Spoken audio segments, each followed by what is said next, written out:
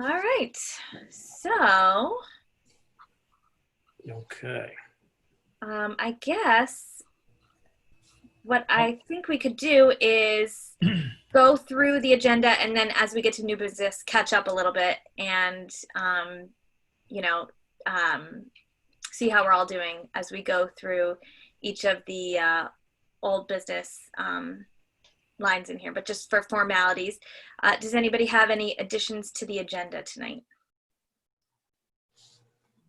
Okay, hearing none, I will move on to public delegations. It seems to me that we may not have any public delegations. Just the commission, no one in the waiting room. Okay, nobody here. All right, and we don't have any new business at this time, but we have quite a bit of old business. So let's just jump in. And how has everyone been faring over the last few months? I know we've been, super quiet as a commission, totally understandable, but how are you all? Good. Good. Good. All right. Doing fine. I admittedly have not made a lot of headway in the past couple months, but I am happy to get back up working on things again soon. So Yeah, same. I think too, it's been challenging. I know how overwhelming, especially at the beginning, the whole transition was for town staff. So, being mindful of that.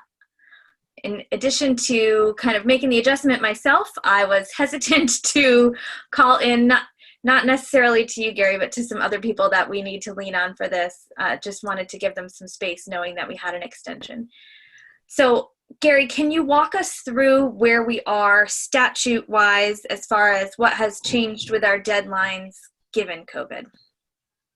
So based on the executive orders, we've essentially been given a 3-month extension, 90 days on our deadline. So we basically have until March 30th, 31st to complete the document and get it up to OPM and have it sealed and with their blessing. So that said, basically my suggestion is we just move the timeline accordingly. With this meeting, we were planning on doing 2 meetings a month, and I think our next one was scheduled for the 27th, next Monday.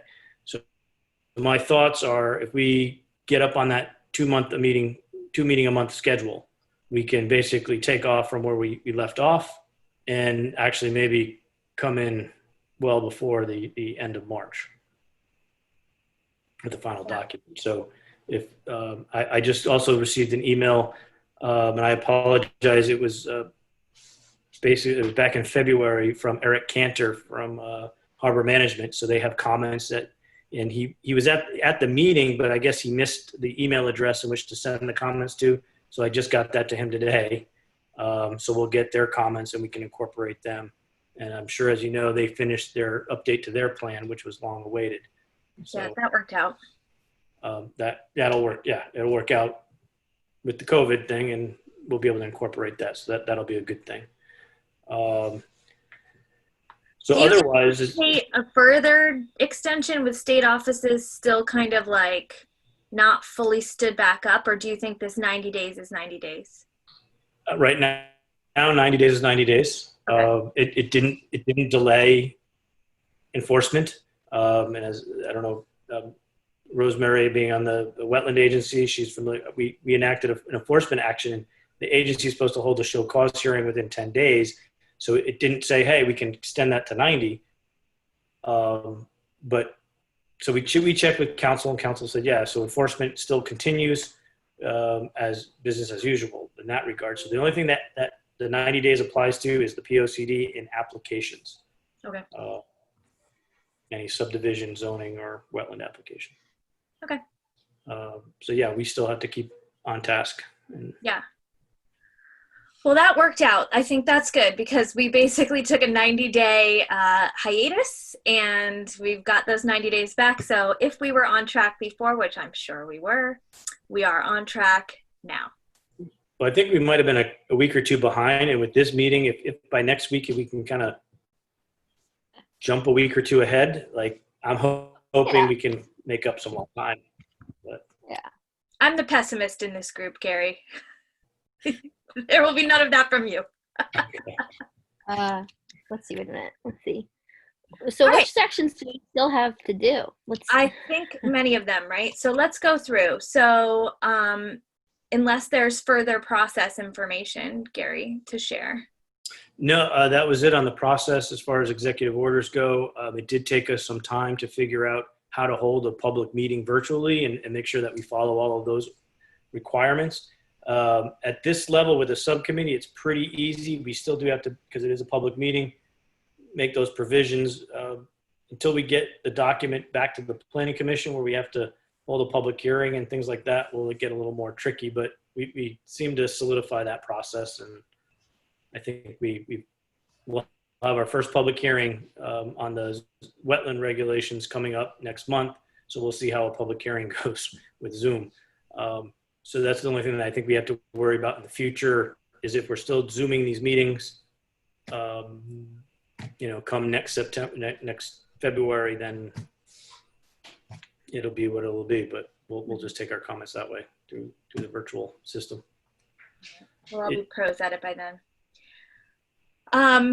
Okay, so let's just kind of go section by section just to get a feel for where we're at. And, as we're going through, what I think would be helpful would be to identify any next steps and deadlines for those next steps so that we have a clear understanding at the end of this meeting what we need to have ready for the next meeting and following. So agricultural resources, Rosemary, this was one that we went through together as a group, right? Because you had already finished it. And I think that there were just some follow-ups and edits to go, but it was pretty well there. Yeah, I think that it's pretty close to being done. Yeah, just some edits. I think it's in a pretty good spot. Could probably be done like quite quickly. I think what I'll probably do is do drafts of the other sections first and then do a final draft of each after. That just might be my process. Just because in case anybody else wants to get more feedback to me, I can like kind of give it back to them. Like I sent it back to the agriculture committee after I kind of made that first draft. So I think I might do that for the other ones as well. Great. Coastal resources, I have not yet started drafting, but Gary, to your earlier points, having that plan is going to make it so much easier. I know we were kind of waiting on that. So yes. I think my action item is to read the plan between now and the 27th. I don't anticipate having a draft of coastal resources by the 27th, but I do have a ton of information and resources that I'm pretty well through. So I'll plan to have that for our July meeting. Like I said, we'll get their comments. We can take a look at them, and if we need to, we can even solicit, more information from either Eric or Don Danila. Okay. Just let me know, and I can reach out to them for you, and we can coordinate a meeting or something. If you can just forward over the comments or save them somewhere in the drive, that'll be a good start. Okay. Historic resources was another one where we had gotten pretty far, and I think we were at the point where we have a solid set of recommendations, but probably just need to wordsmith and format. Is that still the case there? Yeah, I updated based on the recommendations, so I'm pretty much done. Unless people have other comments or want to make other suggestions. So. Okay. Do you think it's worth? Do you think we're ready at this point to kind of send it back to our various historic resources stakeholders the same? And that was a good idea, Rosemary, for agriculture. Do you feel like it's worth it to do the same thing for historic resources, or do you feel like, Rich, most of it came directly from them in the first place? Yeah, I mean, I've been in discussions with the head of the Historic Resources Committee. So she provided more feedback on some of her comments. We changed some emails. So, it's up to the group if they feel it's necessary. I don't know if it's necessary, but Okay. So we'll put that as a mostly done. Natural resources. This is a combo, Rosemary and Gary. Yeah, I haven't worked on it yet. What do we need? Yeah, what is encompassed in natural resources, Gary? Just a overview. Like, what are we encompassing in that term? Natural resources. Basically, it's all the open space plan. It encompasses both the considerations of coastal and inland resources, all our inland wetlands, water courses, those things, forestry habitat, like state forest. So we're considering all of those environmental environments within the town. So, yeah, that was one of my questions actually, is with natural resources, is that kind of organizationally, would it be good if we just kind of summarize key points? Because I feel like it sounds like there's a lot of overlap in natural resources. Like, if we're talking about open space, coastal resources, that's another section entirely. So like, do we want to have that almost be an intro to a section? Or should it be its standalone section? Like, I'm just wondering how we're going to handle duplication. You know what I mean? Yeah, one of the things that I will point out is that within that natural resources section is our coastal area management plan. This is the thing that we have to have by statute. It's the plan that basically says, hey, you follow this, and zoning adopted the coastal area management review. So when you have work going on within the coastal area boundary, the zoning commission has to review those applications for appropriateness. There's a whole form they follow and boxes they check. So that may in and of itself be a separate category altogether because it's coastal, and it might like would that go in coastal resources, or like that's what I'm just wondering for the overlap, or is that separate? Well, it's all commingled right now in the same chapter. So we need to either pull it out as a separate section, chapter in and of itself, and maybe that's more appropriate. I mean, nobody's ever really asked me though, where's the coastal area management plan? Because if that's already a thing on its own, maybe we don't actually need to write anything new, but just be like, see coastal management plan, right? So then like. Right. So we could actually parcel it out, give it its own section. Maybe that. Okay. And then like with open space, because I think I did see that there was some open space in the natural resources section as well. Maybe we can just take that and then I can put that in open space by itself, like just move that over. I think I'm just trying to avoid like duplication and just make it really clear. So it's like, this is where this is, because natural resources just seems like a broad term, and maybe if we can more clearly define that or use it as like a subheading to summarize what's going to be in subsequent chapters. I don't know. These are just ideas. And feel free to anybody else bat around ideas or make suggestions. I'm just sort of, right now it seems like it has a lot of different things that are covered in some other places as well. So I just don't. Yeah, there may be some overlap. I mean, especially if we create like an ag resources, because I believe some of those were considered under natural resources. Okay. But I would say, those, I think under natural resources, if you look at the section now, it really talks about the open space plan. It compares the recommendations that we got from the Yukon and those that came out of the Conservation Commission. So we basically incorporate both those plans. As I said, the coastal management plan, and then the rest is more of kind of general, protect the environment stuff. So okay, that's fine. All right, I'll just make sure that when I'm writing the open space that I just don't, that I make it clear and there is no duplication. I'll just clarify. I'd like to make a general statement that certainly has to do with land conservation, agricultural, land use. I mean, we've got all the input from the townspeople, and the wave of demand seems to be stop, slow down, conserve. We got the word, slow the growth. This COVID thing, you probably have heard that there's an influx of Fairfield County, New York people coming in and buying property in town. And it started right when they shut the place down, shut the country down. Typically, historically, what happens when you get a hurricane, everybody buys generators, okay? But you don't get a hurricane for a few years, and you can't give away generators. So,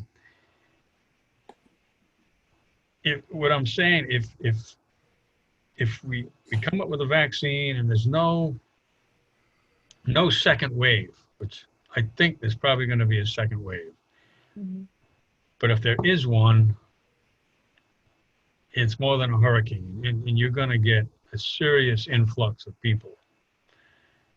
It's a really good point. If there's no second wave, we probably don't have too much to worry about except do what we were planning on doing. But I'm anticipating that wherever we can stick in the, help for farmers in order to conserve land, slow the growth, adjust the zoning regs, whatever, to be ready for the flood. So whatever you can stick in the various sections, that's one point that could be made. I think that's a great point. That sounds like something that would be really smart to put in natural resources, just general conservation of land. Maybe not even necessarily open space per se, but yeah, I think that makes a lot of sense. That could go there for sure. That's helpful. I think you can even use the words in anticipation of a near future demand for housing along the shoreline. Something else this has highlighted, I think, is the need to incorporate food supply chain resiliency in the agricultural resources section as well. I mean, so I feel like, we have to plan for resiliency in this document, and we're delivered almost the gift of this case study in where we are not resilient as a community right now. And so I think we should take advantage of the learning, exactly what you're saying, Norm. Who would have predicted this influx of New Yorkers? Who would have predicted, interruptions in the food supply chain? So that's a good point to keep our mind to that as we write each section. As I think about that, now, Norm, you may recall in the last POCD, Peter Minuti had recommended the idea of looking at the rezoning the north end of town to like an agricultural district. While that wasn't necessarily, brought forward or further discussed, it was kind of a pie in the sky idea. Maybe it warrants taking a look at that again and having that discussion. Maybe that makes sense. I don't know what that type of a zone would look like and what kind of regs would govern it, but I don't know what your thoughts might be on rezoning a portion of like the R80 district to an ag district that really says, hey, you have to have some acreage here and have a farm, and not really promote the residential development. I don't know. To me, the idea seems like a marketing plan where you put a title on something, sort of like a billboard, farmers welcome. Let's plant some food. We have the zoning in place. So beef up like the public outreach on economic development. Hey, support farmers, and that, is that what? Yeah, I mean, we need to do almost anything we can. Okay. Encourage that. So something that I've been involved with, I've been meeting with the agriculture subcommittee a lot lately, and we've been talking about, so right now they're doing the community garden, which Michelle came and volunteered at with me, which was really fun. And that's over at the Samuel Smith House. And what they're trying to do is secure a larger plot of land more long term to have like a community giving garden that could exist and help people like learn how to grow their own food and have it be a place where people are donating that food to local like food shelters or food banks. And then another thing that the agriculture subcommittee has talked about is creating a link between the existing farming community and younger farmers who want to farm in East Lyme, essentially. So come up with ways where they could essentially like lease land or know of people who are selling their land and things like that to try to conserve it so it doesn't just like get snapped up and disappear. So that's another thing the agribusiness subcommittee has been working on. And then the third thing was, what's that last thing? Oh, maybe potentially establishing like a food hub locally. So those are, yeah, they've been meeting pretty frequently. Yeah. But those are just some ideas, so I can incorporate that into the agriculture section because those are things that have been discussed more recently since COVID. Hi, Larry. Hey guys, how you doing? Larry. Hi. Sorry I'm late. I had another meeting. All good. Sorry. So Rosemary, I feel like those comments touch on a lot of your sections. Open space, I know we're just getting to that now, but I know that you're pretty well prepared for that.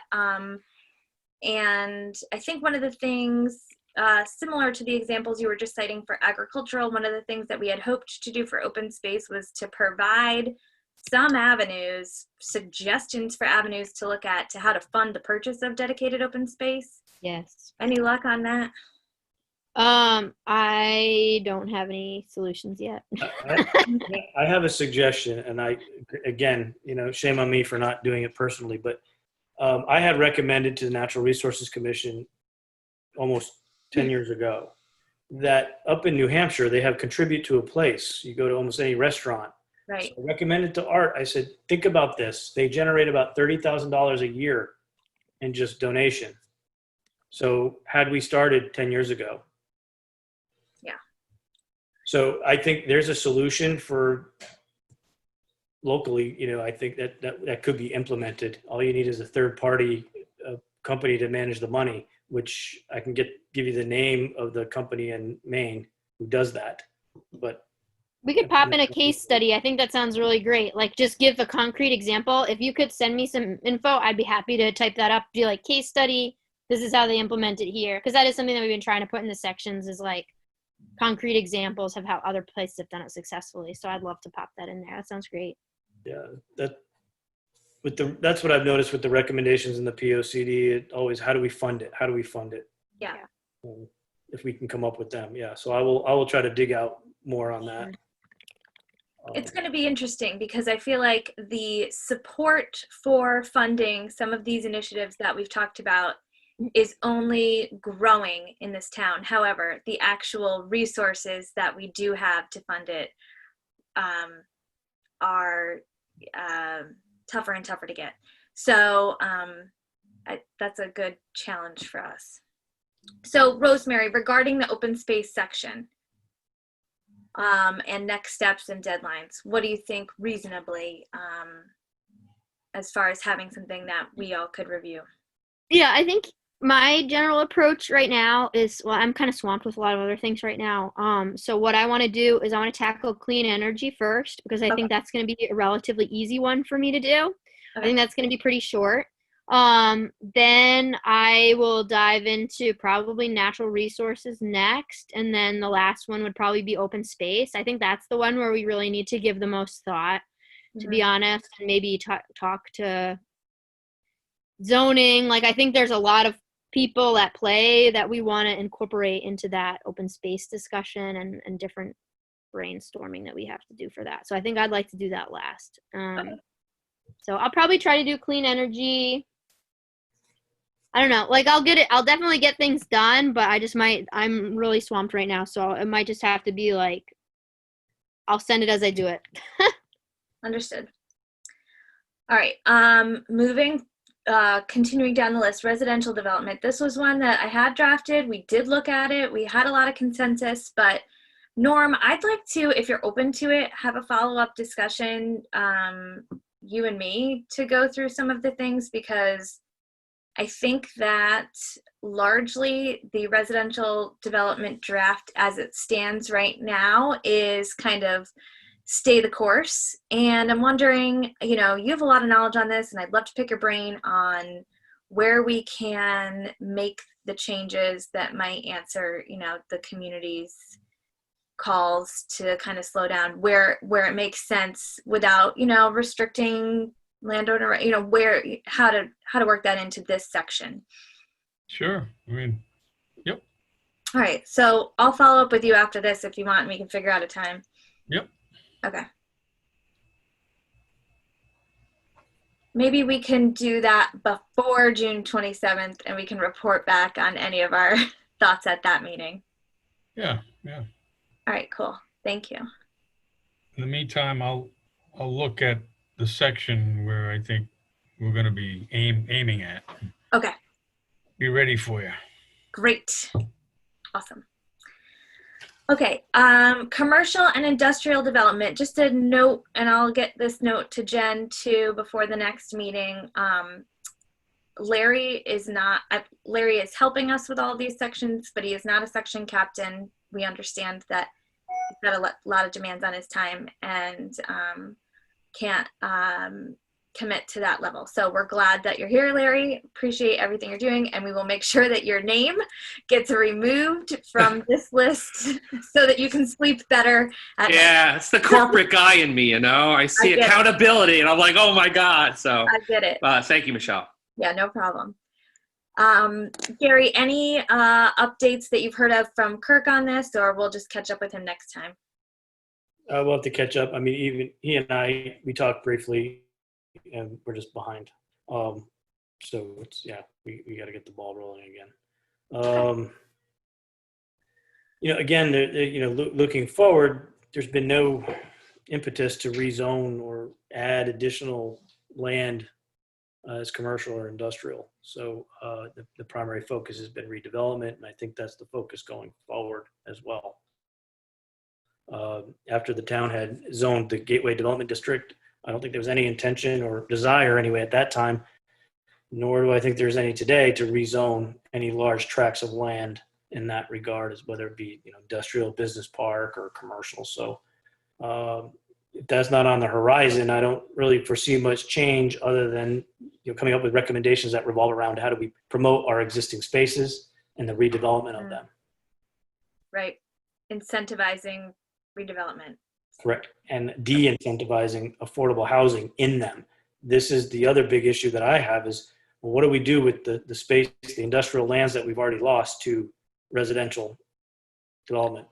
Yeah, we haven't made up for that. So our 5% is actually decreased, and it's probably closer to 4 because of it. But that's a good point. And I know we had discussed in the residential development section establishing or reestablishing an affordable housing subcommittee coming out of this, because we felt like it was such a big nut to crack that we could not fully address it in the POCD, but wanted to devote the attention to it. And I think your point underscores that even further, that we need to be, I think we all agree that we need to be proactive about bringing affordable housing in to the places that we want it.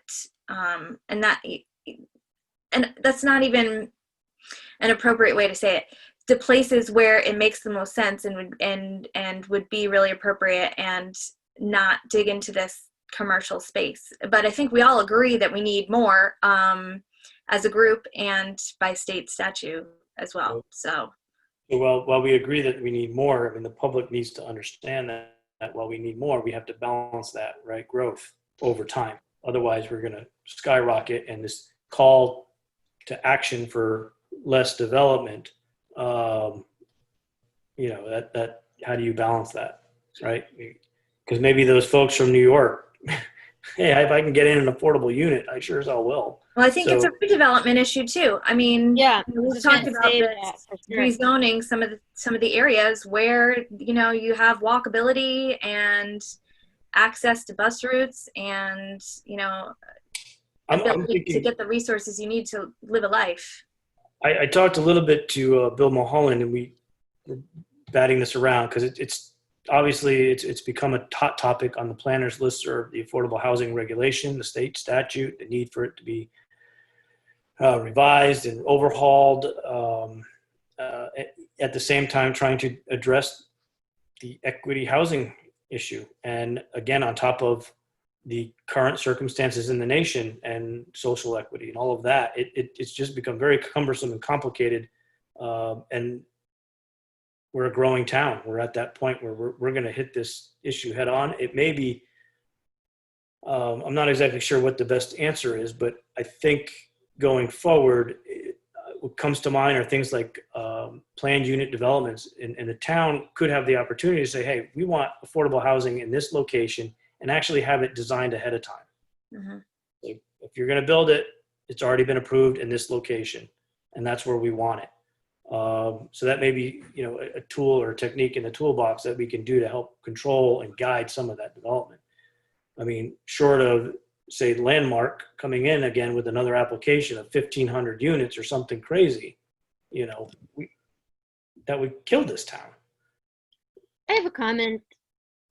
Is it possible to kind of like take some places that maybe are not currently affordable housing, but are not being like used, I think if and then repurpose them for affordable housing? That's one question. And the second one is it possible to also just keep a balance of applications and be like, hey, this is the ratio, and if we can't accept other, like, so we maintain that ratio? Do you kind of know what I'm saying? Like, rather than, okay, now we're going to have like 500 new houses, and now we need to like chase that with the affordable housing to keep it balanced. Like, is there a way we can just always try to keep an equilibrium?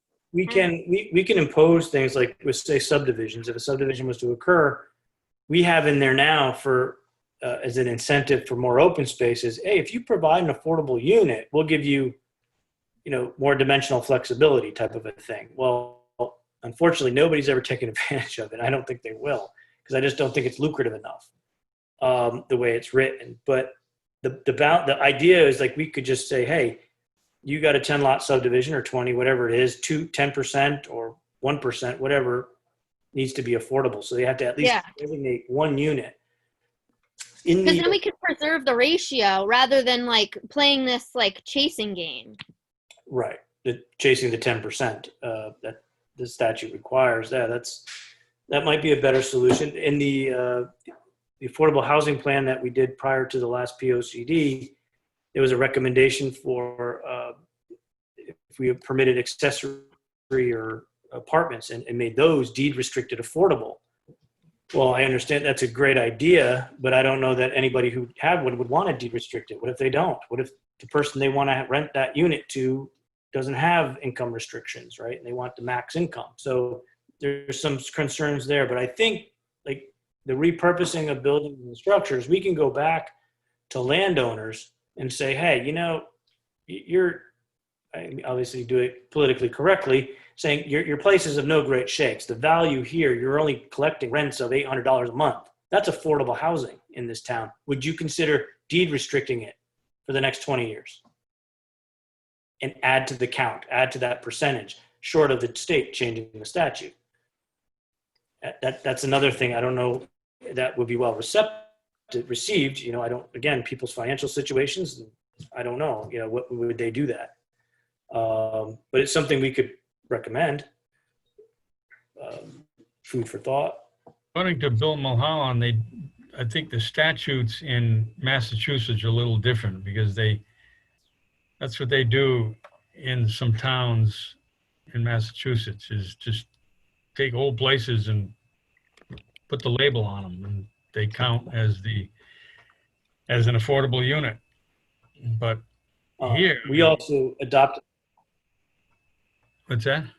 We also adopted those incentive housing zones. I don't know if you recall that. Right? Oh yeah. We're Nobody still took waiting advantage for of our those. money. The state ran out of money 20 years ago. I don't know, for those who weren't around, we adopted these incentive housing zones over the Nyack Village Plaza and over by Methodist Street. There was another area. The idea was that the landowners could come in and put a second story on a residential, and the town was going to get $2,000 a unit based on the density. So we approved something up to $250,000 worth of zoning. The state ran out of money, and we ended up getting a check for $20,000, which didn't even cover the $30,000 bill that the COG charged us to write the affordable housing plan and to qualify for all of this. Ridiculous. Oh. At the end Well, of I'm not and to surprised. boot, none of the landowners actually took advantage of the regulation to add the housing. So while there's development going on in the downtown, those landowners, didn't see it as advantageous, apparently. So it does cause, pause for, what should we do here and how should we best approach affordable housing? Certainly we know that the housing in the downtown is ideal. That's why we put the incentive housing there, to get, population, to keep it in our center. But Well, we're going to have a parcel available. I mean, that's an opportunity to make a small step. If we sell that with plans, I'm talking about the police building, the old one. yeah.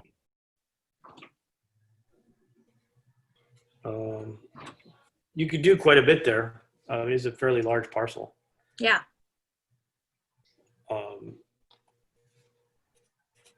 So, I mean, I can certainly add that to the list of recommendations that they consider that space. I think the town's intention was to return it to the tax rolls. Right. I mean, well, it could be returned to the tax rolls With with, planned unit development on it. yeah. Commercial, that might not be a bad idea. And if the Board of Selectmen were so willing, they could to fund it, right? We could pay an engineer to design it and get it at least, the majority of the way there. All right. So Well, I know we're getting into the weeds on this, and that wasn't our intent today, but I think that was a worthwhile discussion. So yeah, I'll continue to try to come up with different ideas and for affordable housing, kind of like that, like the police parcel. And I'll talk with Bill and others. I'll bring it back to the commission here, and we can hash out those at a later date. Okay. Sound good? sounds great. All right. That kind of breezed us through commercial and industrial development as well as economic development. I know Gary will, wait until you and Kirk can get together and then give a fuller update next time. Economic development as well. We're going to strike Larry's name from. Not captaining that, but we'll have some great feedback, I'm sure. And then Rosemary just gave an update on clean energy. That's going to be the next section she tackles. So we'll hear from her on that shortly. Emergency services, we'll have to wait for Kirk on that unless anybody has an update on emergency services. I do not. All right. Parks and Rec, community and education spaces. This area where we just kind of threw everything in. How's that going, Rich? Good. I mean, I got information from Dave Putnam on Parks. He gave his feedback, sent me something in writing, and then he got approval from the board in March from his proposals. So I posted the Parks section to the Google Drive. Okay. And with education spaces, I talked to Jeff Newton. I didn't get anything in writing. Has been obviously busy with things going on, but he gave me his feedback in writing, so I also posted that. Prior to our last meeting, I think I posted the library section, which is mostly Larry's feedback and the library board, and the community building. I probably had posted that also before the last meeting. I guess I talked a little bit with Kathy Wilson, but I gave her the option of giving me some feedback on senior services, but I haven't received anything back from her. I wasn't sure I was going to. So I think it's pretty much it. I think I still have town hall section, which is kind of small. I don't really have much to add to what, only a slight amount from what was posted last time. I don't know if Gary, give me any feedback on what he would want to have added. It's nothing urgent. I think it's a fairly small section. So it's basically it. Again, with the historic resources, I think may have been looking for like some case studies. I think Larry was, if he had time, was going to give us some case studies perhaps. And in the notes, I yellowed the sections that I changed. I think there's one note that's still in, I guess, orange about the subdivision section that I didn't touch. I think it's, so basically, for anyone who wants to review it. All right. That's basically So it. let's plan on the 27th to go through the parks, community education spaces as a group. We'll all take that note to get into the drive and read that section so that at the next meeting we can go through it. Right, they're all in the drive right now. Great. Thank you for being so diligent. Yeah, that's great. Rich is like You get plowing the gold through star. here. Thank you, Rich. I don't know. I don't know how many. I guess That's great. we'll discuss about next week. With the coronavirus, how it might change certain things. Whatever. I really didn't update much based on what's happening, and what I guess there could be adjustments in our future plans, obviously. Yeah. I don't know if anyone can hear my kids screaming, but I'm going to just move forward like it's not happening. Water and wastewater. I need to connect again with Brad, unless you have, Gary. I haven't talked to him since our initial meeting, although I have stumbled upon a ton of really alarming research that the state has done about sea level rise specific to water and wastewater infrastructure. And it identified a number of our critical pieces of infrastructure that are very at risk by 2050. So lots to chat with Brad about. Has he talked to you at all? He has not.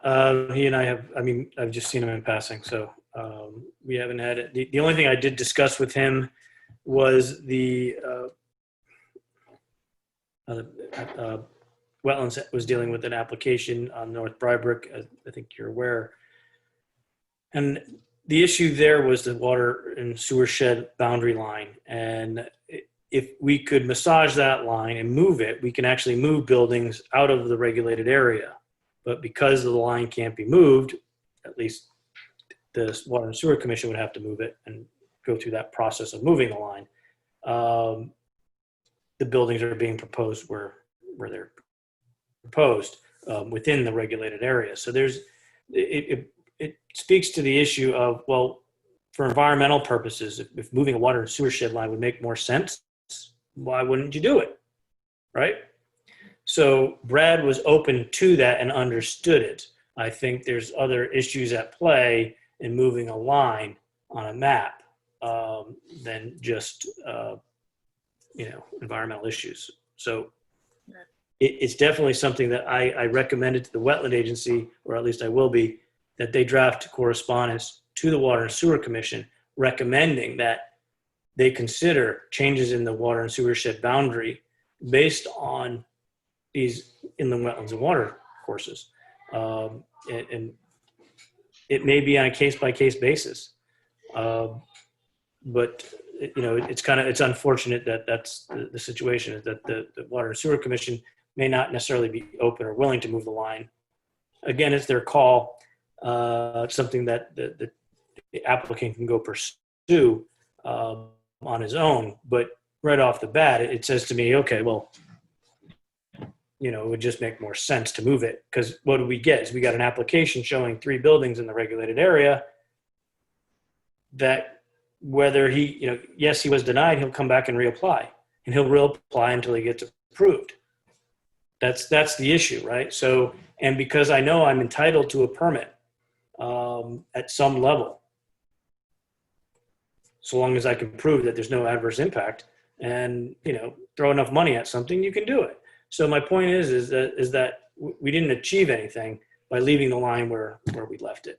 Had we just moved it. Now, that's not to say that the developer wouldn't come back and say, well, now I can get 2 buildings. I can get 4 more buildings because I moved the line. And they very well may. So we have to keep that in mind as well. I think going forward, I'm just using it as an example of, it might make sense to take a look at that water sewer shed line and really say, what is the purpose of it, and what are we doing with it? because in this particular case, it would have made sense to move the line so we can move the building. But, Yeah. Well, you so Brad highlighted understood- there are a bunch of issues that, you know, in that one example So that, that- touch water and sewer. So we've got, you know, infrastructure resiliency. We've got capacity to discuss. We have to map the lines as part of this. And we've already touched on in this conversation and before, you know, water supply protection. And what development does or does not do to our water supply. So for me, this is a really important section, and they're all important sections. Let's be real. We're dealing with a lot of really big things. That's the name of the game. But I'm hoping to I will not have this section drafted by our next meeting, but I'm hoping that I can report back with a better update after having spoken with Brad. So you think you'll select a bat between now and the next meeting, or? I mean, yes. It's been like 6 or 8 months since I met with him, so I feel like it's time to. Okay. So maybe, I don't know if I can help you with that. Maybe I can push that along as well and try to coordinate a meeting between the three of us. I mean, I think I'd just be interested in the comments that he has on some of these questions. Yeah. And he's had the questions, so I know he's been thinking about it. Transportation. I know Kirk's been working a lot on that, but I'm not exactly sure what the most up-to-date information there is. But that's another one where I feel like we heard a lot in the questionnaire and in the public forum about a real desire to increase kind of all modes of transportation in town, but specifically walking and biking, and allowing us to get from A to B in different ways. So hopefully Kirk has some good stuff on that. Anything else on transportation? Okay. I have nothing. I haven't talked to Kurt on that. Okay. All right. So that takes us through all of the section reports. So what I'm seeing for immediate next steps is that we're all going to read Rich's item 11 here on Parks and Recreation, Community and Education Spaces. We're going to go through that together on June 27th. Yeah, Michelle, it's in 4 different sections. What? In 4 different sections in the chair. Yeah, one chapter, 4 subheads. Okay. And Norm and I are going to meet on residential development, even though this group has already reviewed this section. I think it needs another look back. So we'll discuss and provide an update on that for June 27th. Are you supposed to have a Parks and Rec section? It is. It's in that one that Rich was just that we were just referencing. And Rich, it's like a combined section of Parks and Rec spaces, education spaces, community spaces. It's kind of like town-owned land that doesn't fall into one of these other sections. So it's not Where can I physically get a copy of this? Oh, that's on the Google Drive. And let me see which folder.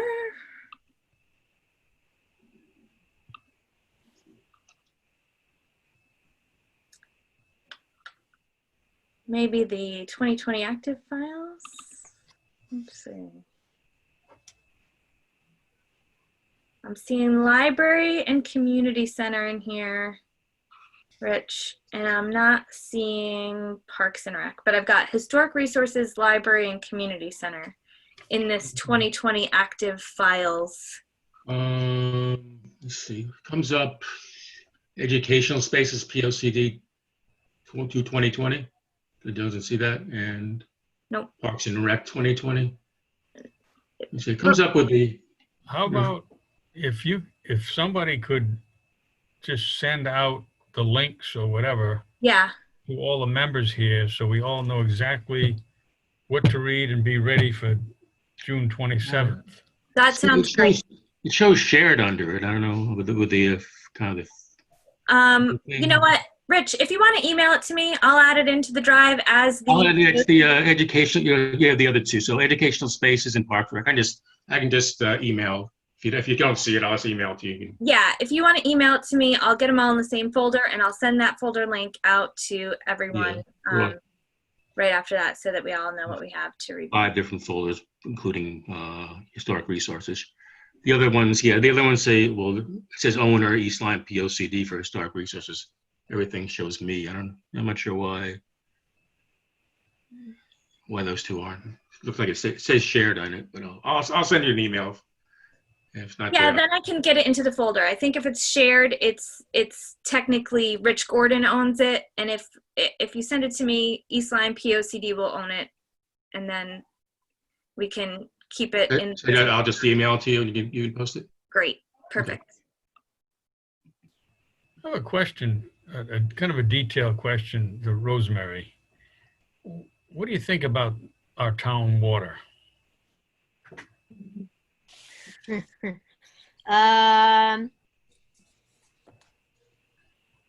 What aspect? Well, is there a more natural way we can treat it? I'm not a big fan of chlorine. I'm not an expert on water treatment at all, but I am aware of the Conservation Committee's recent report, which showed that our water has really high salt content. Gary can attest to this as well, but apparently anybody with a heart condition really shouldn't be drinking our town's water, according to the Conservation Committee's report. Well, yeah, I think there's a little bit of nuance to that. That's what Art told us. Yeah, So I don't know. That was the quote that is a very stands umbrella out in my statement. mind. Yes. I think that's a matter of source protection more than treatment, though. It's very hard to remove salt from the water and super expensive. But other towns and cities that have had this problem have developed salt management plans for their roads and parking lots. Actually, commercial development and parking lots are one of the biggest sources of salt in groundwater supplies. Mostly because there's really a lot of incentive for commercial building owners to heavily salt their parking lots to avoid lawsuits. But there are models out there for best practices in salt management, and that is research that I have sent to Brad and have done a lot of work on to discuss for this plan. I think the chlorine might be state mandated, though, Norm. Yeah, can't argue. I mean, one thing that we're doing right now in wetlands is there is the public hearing coming up to see if we want to increase the regulated area in general for wetlands and water courses. So that's something that's being considered. But there's a lot of different sides to this, I think. Yeah, watch out for that one. Yeah.